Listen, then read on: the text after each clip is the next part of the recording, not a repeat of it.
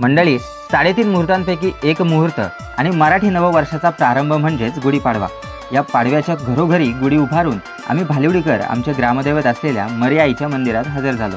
येणारं नवीन वर्ष सर्वांना सुखा समाधानाचं आणि आनंदाचं जावं म्हणून देवीला अभिषेक घालून श्री सत्यनारायणाची यथासांगाची पूजा व महाआरती देखील घेतली गेली।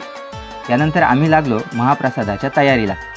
इकडे दुपारच्या वेळी महिलांचा हळदी कुंकूचा कार्यक्रम संपन्न झाला, तर संध्याकाळी भालिवडी ग्रामस्थांचं सुश्राव्य असं भजनसुद्धा झाले।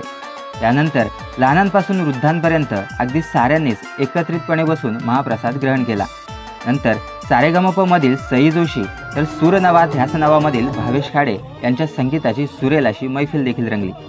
तर अशा प्रकारे आम्ही सर्व भालिवडीकरांनी मराठी नववर्षाची गोड सुरुवात केली। तर मंडळी, ही आमची गुढीपाडव्याची परंपरा तुम्हाला कशी वाटली आणि तुम्ही तुमचा गुढीपाडवा कशा प्रकारे साजरा करता ते आम्हाला कमेंटद्वारे सांगायला विसरू नका।